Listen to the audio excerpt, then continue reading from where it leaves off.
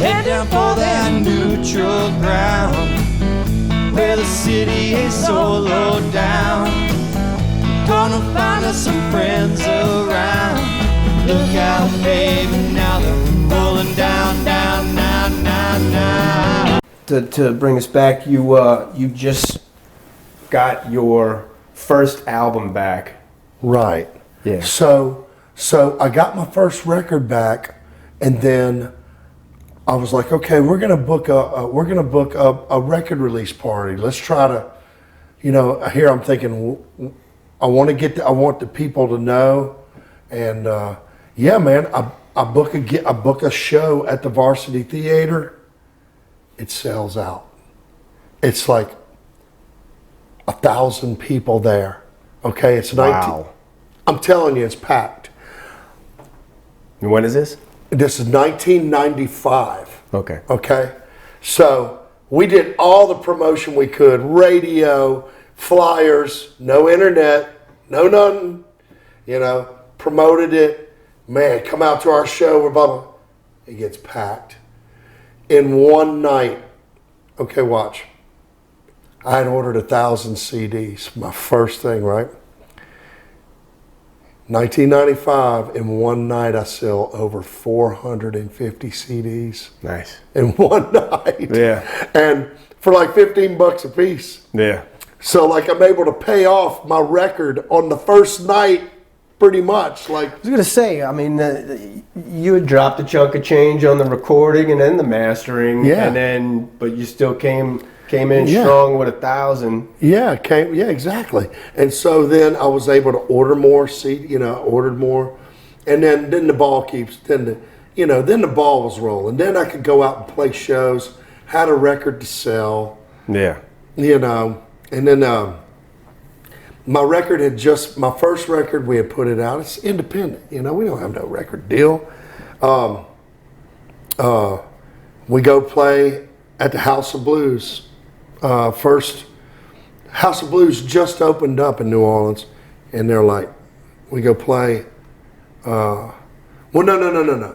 I played House of Blues when they had just opened up, and I had no record. I played with Edgar Winter. Mm-hmm. Then when my record comes out, we go play before Kenny Wayne Shepherd over there, and it's a packed room, and it's just funny. I remember them like House of Blues wanting to take a chunk of money off of each one of my CDs, and I'm like,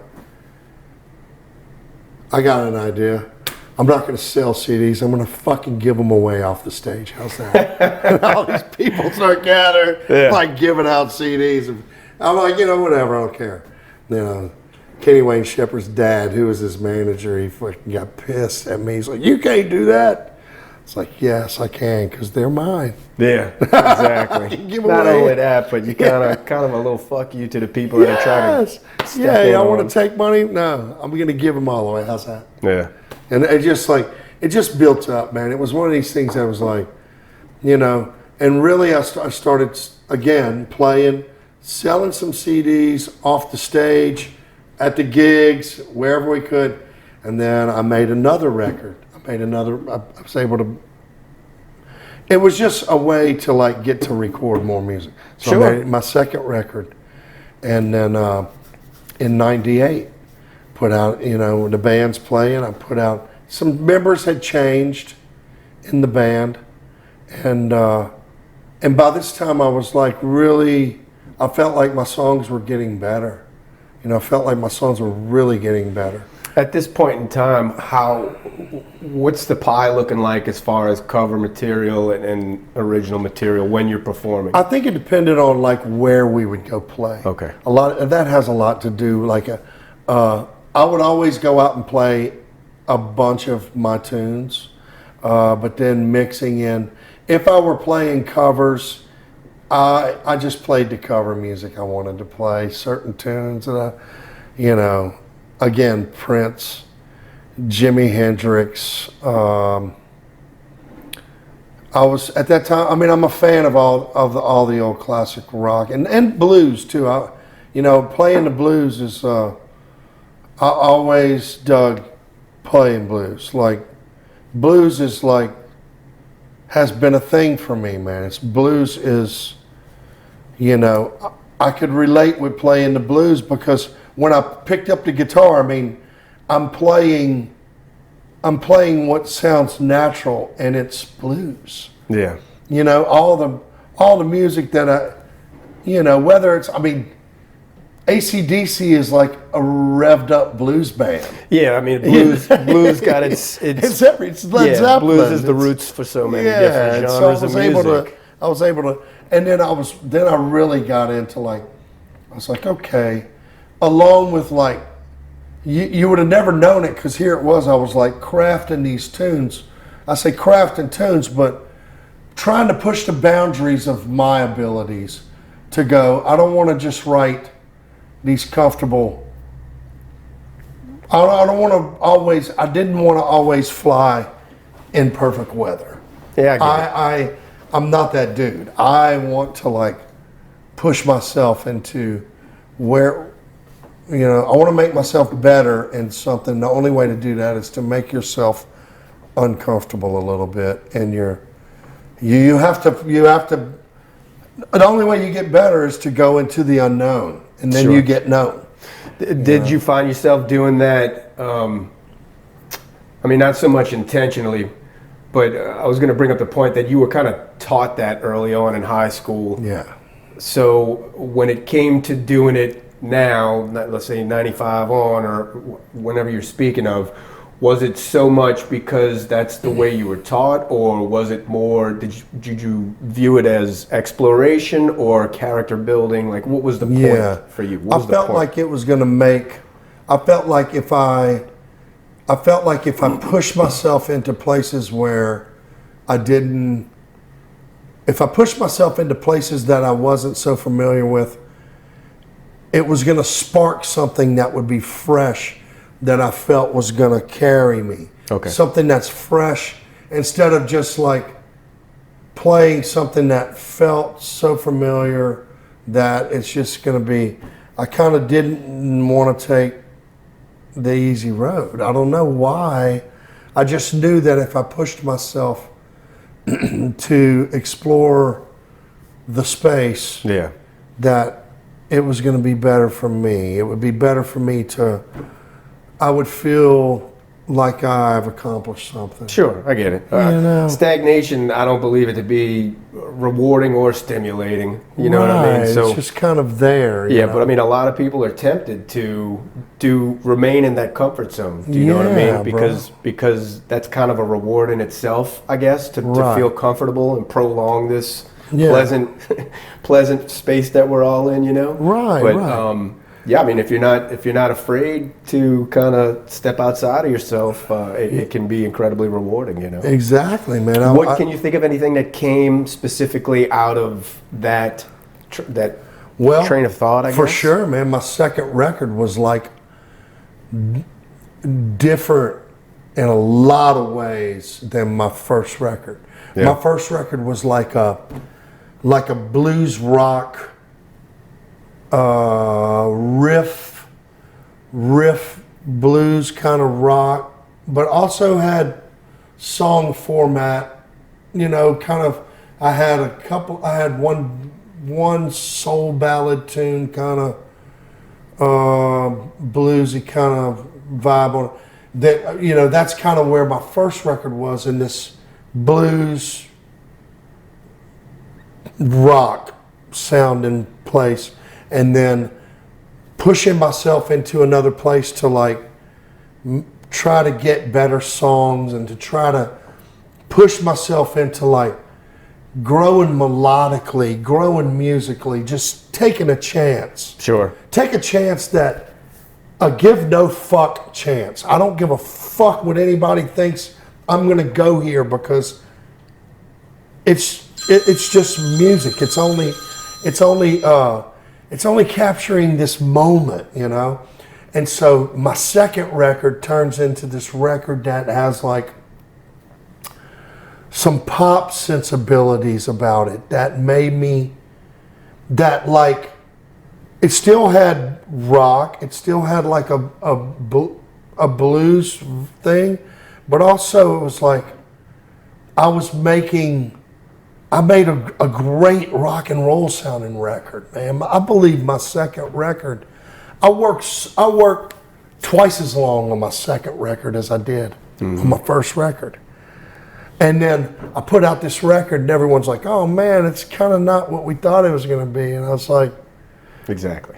Right. You know, Thank you. Yeah, thanks, you know, it's the sophomore record that I was like, I didn't fucking make my second record to sound like my first record. It's honestly, man, I talked to a ton of musicians, and for their first and second bodies of work, that is so commonplace. Because the first album, you might have spent the first 10 years of your life assembling that material. It came from so many different avenues in your life, so many places and spaces, like Donald Byrd would say. Yes. And, but to kind of, and you said you worked twice as hard on the second one, but that was a laser beam focus, man. Yeah. So, but all of that material, it kind of built upon the first body of work, because you kind of focused that. You know what I'm saying? You found your identity. In the beginning, you were kind of saying, I'm all of these things, and in the second body of work, it's kind of more of who you are. It's more focused, I would think. Right, and taking a little chance to go, you know what? I'm not subscribing to any any kind of formula that I just wanted to, like, I was grouping again. At the same time, you're like, I'm sitting here, all these songs come from, you know, being somewhere, and it comes from your imagination, and then it somehow comes out maybe on a guitar, and then you're piecing and you're plugging holes and you're trying to go, and then you go make this record, and then, you know, I used to believe that, you know, people had an idea of a song and they just put this thing out, but then you don't realize that when you're making music, or that you're making a record, you're just kind of you have these ideas, and then when you go record, and what comes out, and in the moment, you're settling kind of for what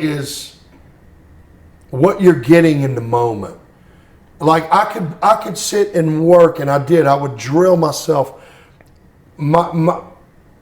Most of my work was singing these things and selling these lines and selling these words and singing in tune, singing vibe, singing, and there was no going back and, you know, editing like now that we do with recordings. Sure. There's no editing and fixing this one word here. I mean, you had to, when you punched in I recorded my second, on my first record, I record on ADATs and a mixer. 3 ADATs, 24 tracks of digital, and that all kind of, you can cut and punch in, and it has a certain thing there. Okay. It's a whole nother thing when I go record my second record, and I'm on a 2-inch tape machine, a 2-inch tape machine that's 24 tracks. And when you go punch, you got to be very careful when you're recording to tape how you're punching. Because when you punch, whatever you did before is goodbye. And you got to be very careful about what's happening. So, and then you can hear punches on tape. Oh, okay. You can hear punches. Yeah. You can hear a little something that's like, so that was a whole lesson in itself. So it made me realize, I'm recording on the tape. I got to have performances. It's got to be like, if I got to fix this one word, I got to sing a whole phrase so that I can get to the end of this thing so we can punch out and it don't sound like a punch. Yeah. You don't just punch little, you don't punch. So it was like a whole nother thing. It was a whole nother lesson in my ability to deliver the goods in the studio setting. And then after recording a couple of records, then I become like studio guy. I became to where living in a studio, working in a studio, going playing on other people's tracks, going playing on other people's records. That's just every day. Every day, going doing something. Then I was also, had a friend here that I would do, he had a line in on doing a lot of like television and radio. Mm-hmm. So I started going doing voiceover work. Okay. I would go do voiceover work, and then I would also go play on stuff, but more singing or speaking, whether it's singing a commercial, singing a television commercial, singing a radio, reading out text for some political ad or somebody's restaurant or whatever. I started having to, I know how to manipulate my talents and my voice and all these things to go from where it's just acting. It's just all acting. Yeah. Everything is acting. The second album, The Process, how did it differ from the first? You already touched on the equipment you were using, but was this still a professional setting with recording studio, and then you sent it off to get mastered by the same guy or new guy? Yeah. Same guy? Great. So, new studio, different equipment, same engineer that I used on my first record. Do me a favor, name the studio and the engineer if you recall it. I don't know if you did or not. So the first place that I played, the first place that I recorded on my first record was at a guy's house, behind his house. This guy's name was Riley Etheridge. Okay. And his room was, his studio was behind his house, and the engineer on it was a guy named Wendell Tilley. Okay. And was this like, were they calling themselves a company, or is just something they had for themselves? Yeah, this was a dude, this was Riley. Riley was a Merrill Lynch guy. Okay. And a musician. He was a musician, and he was a Merrill Lynch guy that got into money at a young age in his life, and had a cool house and was like, I'm building a fucking dope studio. Nice. Yeah, and so he's the guy who told me, it was at his house, he didn't have any overhead. He's like, you come and record in my room, Awesome. And which was perfect. I was like, good, because I don't have any money right now. Okay. And so it was very different the second time around. And then the second time around, so Wendell Tilley actually built him, he got a studio, his own studio, which was a place called Kingfish Recording here in Baton Rouge. It was a studio that was a really, really nice, big, he had built up a great control room, a great cut room, a big, nice cut room. Very nice. Bigger than this whole area we're in now. Very nice, big cut room. Sounded good. All designed out studio. And so the setting was really good. I was able to spend a lot more time on the second record. And then it was exhausting, really, because I would work tirelessly. Just singing, really. Singing is the thing that takes it out of you. It's just one of these things that's so physical, so the discipline. And then you go in one day and you're thinking, I'm going to get all this shit done. And then you have a sinus thing, and it sounds like, no, nothing gets done today. What was what was the motivation for the heightened work ethic in the second album? I mean, obviously it's a personal, creative, expressive thing that you're working on. You totally. Know. But is there something that occurred in the first album, during the first album, that made you want to sharpen your chops? Everybody starts talking about who you are. Yeah. And I have to live up to what everybody says about me. So it was the pressure of the success of the first album? Yes. The pressure is like, that's what people don't understand. That I learned how to work under levels of pressure that are unbelievable. Yeah. It's like, what I mean is like, in a moment of performance, you have to know the material so well, you have to be in this way that you become like just machined out. It was like, I just know how to do that now. When it comes to like, in the moment, it's like, surgical focus. Nothing exists outside of this thing. Yeah. There's nothing. It's boom. Your performance, everything, just drill, drill, drill, drill, drill. Work, work, work, work, drill, drill. And like, yeah, to become superhuman in your delivery of music or however it's going on. And then, so with the second record, there's all these songs. I thought the record was killer. I'm like, I can't fucking wait to put out this record. Sounds great. Put out the record. I ended up sending it off to Bernie Grundman again. Okay. Great mastering. And put out this record. It sounds killer. Killer. So the truth of it is now is in hindsight, like those first two records, my first record come out in 95. My second record came out in 98. I can put out on those records right now and they sound, to me, they sound really good. Like, I'm proud of that. Over the years, you know, like there's a time where like I can put on these records now and go back and go, you know what? I made decisions in my life, but I can put on these records and they fucking sound good. Yeah.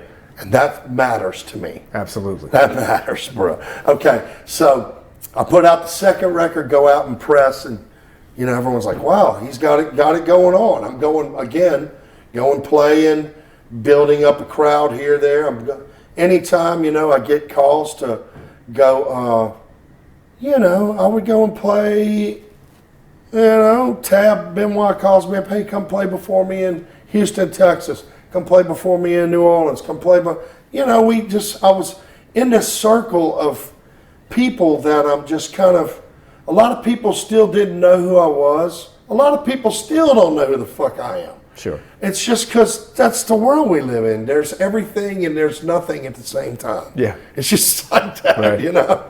And it's, you and I know this because we're in that world, you know? But it's like, when you have everything, you have everything and nothing. It's like what? You know, so second record, I'm like, yeah, okay. I put my second record out. It so happens that on my second record release, I have a party again at this theater here. Sold out, packed, great, we're moving records. I meet this dude. He's in town. He works for RCA Records in Los Angeles. He's like, you got a really great thing going. What are you doing? I'm like, well, you just saw what the fuck I'm doing. I'm playing. I'm going out and put out a record. I got my own thing. I'm doing my thing. He goes, you need to come out. So, dude, I was courted. And like, this is in 99. RCA flies me and my band to Los Angeles, California to go out and go like showcase for the RCA record company. Mm-hmm. They're like, yeah, you got it going on. You got a bunch of songs. And also, not only did I just put out this new record, but by this time I got a recording set up in my house with a little 8-track and a mixer, and I'm still put out a record, but then now I'm recording my own shit, recording more stuff in my house, working on it all the time. More new songs, just building up content. I'm just like, I know if I get a library of music, someone's going to fucking listen to it. Sure. Someone's going to go, wow, this guy's got some fucking songs, you know? And so, yeah, I just started like building up content. Well, then I go out, they heard a few of my tunes and they were like, yeah, you got to come out. So they set up a showcase. We go out. I spent a week in California. They put me, I'm on a showcase gig at a place called The Gig on Melrose in California, playing for all the RCA record people. This is when Foo Fighters are on the RCA label, Vertical Horizon, all of these kind of like pop rock bands that are, the internet is brand new. Sure. It's all the shit's just fucking exploding. There's like all the shit going on, and you could be a band like us that just has tunes and has music and gets fucking signed. That you can't do that no more. That's fucking 25 years ago. Nobody just gets fucking signed no more. It hadn't occurred to you to I guess ply your wares elsewhere? Did it seem like the playground was big enough here? Because I mean, that's not a novel idea. A lot of musicians, right? You know, like you and I were talking about Dr. John before we started recording. Right. He was one of them. I mean, they reached a certain point in their lives where the city just wasn't as supportive of the night scene and its players, and they ended up, you know, making the great migration to LA or, you know. Right. Okay. This didn't occur? So, it totally occurred. But I mean, occurred to you in your mind. It occurred to me in my mind, and I'm like, okay, this is starting to happen, and I'm married. I'm married at this time. Yeah. I'm married, no kids. I go in 1999. I get courted by the record label. They're like, man, you know, you should really think about moving out here to California. And I just found out my wife is pregnant. Oh, wow. I'm like, wow. So here it is. It's like, I go out to California, all this shit's popping, all this stuff's going on, and I just find out I'm about to be a dad. Yeah. And I'm like, wow. And real life, it's real life. It's real life. I'm in this world before. It's me and I have a wife, but I don't have a kid. And I'm in this world of Chris, just drill. And I'm like doing it, and it's happening. And it's 1999. And in 1999, I'm 30 years old already. And I've done all this shit, played all over the place, played with all these people, travel over here, go do this, travel gigs, boom, all this shit. And I'm out in California. And right before I go to California is when I find out I'm going to be a dad. So I'm going out there, and this is on my mind. Of course, you know, everything. And I'm thinking, you know, and they're like, you know, you ought to really think about coming and move to California and come out here and pursue it, because being out here, if you're out here just for a little while, shit can like grow really big. And I'm like, I get that, but I've already got it going on where I'm at. Mm-hmm. I've got it going on. I'm a homeowner. I bought a house. I got cars. I'm working. I'm like a successful independent musician dude who's like hustler. Yeah. Banging. And I come back from California, and I'm in the office at RCA, and we're talking. I'm looking on the walls, and it's fucking, like I said, it's everybody who's on the record label back then. Yeah. Maroon 5 or whoever the fuck, all these bands and all this shit. And I'm like, you know, I get it. I mean, it's like, I get what's going on. And at the same time, I'm like, I came back home, and I'm like, you know, I'm just going to continue on. I didn't get a record deal. I'm still playing gigs, working, selling CDs, doing this thing. Yeah. And all of a sudden I'm like, you know, I'm gonna live in my reality. That's what I'm gonna do. Yeah. I'm gonna live in my reality. Because if you don't live in your reality, you're fucked. Yeah. You're fucked. You're done. People in this business, everyone tells you exactly what the fuck you want to hear. Yeah. And they do. It's disingenuous. And it comes from all angles. It is so disingenuous. It comes from all angles. It comes from people you don't know that have something for you. And you think that something is something, and it's really nothing. I can agree with that. It really is. And so, and I was like, I made a decision. I'm like, I'm staying here for now. Well, then I have a kid. You know, we have a kid. My son's born in October of 2000. Yeah. And my life changed. My life changed into a way where there was nothing that was cooler than this. Being a dad, Sure. having a kid. I mean, it just, you know, when Yeah. it's growing up. It's like doing that. And then I wasn't going to like,